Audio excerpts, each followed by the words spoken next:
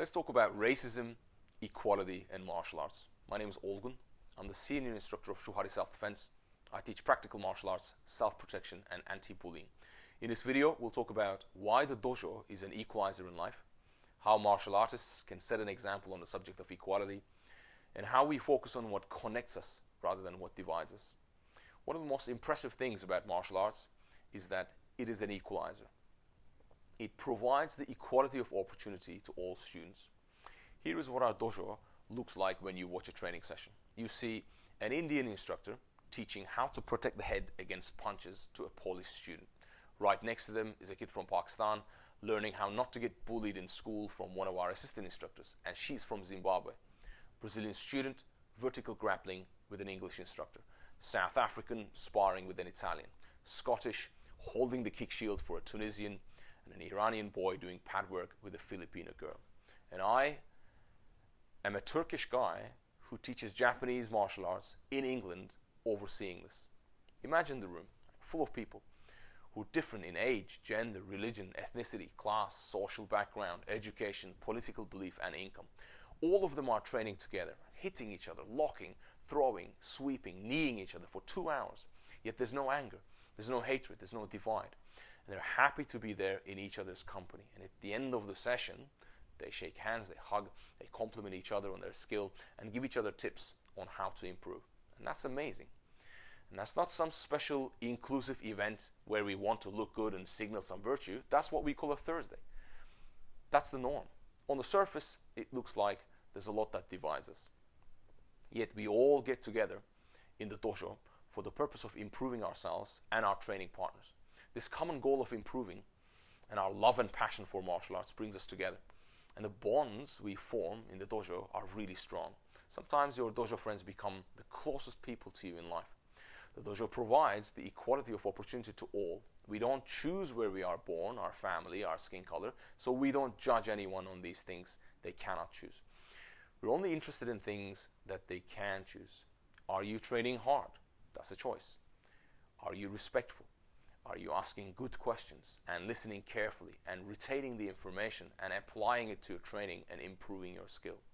Are you helpful? Are you passing that skill to others who need it? Is your attitude good? The dojo equalizes the inequalities of the outside world as much as possible because your skin color doesn't matter. The training is not made harder or easier for you because of your ethnicity. It's hard for everyone regardless. You can't walk in and say, oh, I'm white or black. Do I have to do the difficult warm-up too? Yes, you do. Your money is not a factor, rich or poor. It doesn't matter if you turn up wearing designer clothes, expensive shoes. We all wear the same uniform in class and we train bare feet. We even use the same gloves. So you can't even have an advantage through expensive equipment. Yes, if you have money, you might take extra private tuition, etc. But no amount of private tuition is going to make you more flexible if you don't stretch regularly. You can't get tougher physically by just chucking money at it. You need to do the physical conditioning, and that takes commitment regardless of who you are. You can't walk in and say, my family is rich and influential. Can I skip white belt and start from green belt? No. Oh, I know the guy who owns the club. He's a good friend of my uncle. I'm well connected. Do I need to spar for my gradings too? Yes, just like everyone else. Now go line up, that's it. Age. It doesn't matter.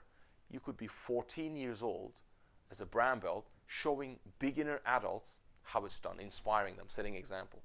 The dojo is a beautiful, no-nonsense environment. Why? Because it is a meritocracy. Your progress and the respect you hold is according to your merit and your effort. Why is this person a black belt? Why are they in charge of the class? They're in that leadership position because of their skill, experience, contribution, dedication. Not because they inherited the position through some hereditary title or wealth. Not because they bribed someone, not because they were born into the right family. No, it's because they deserve the title. They have earned it through blood, sweat, tears.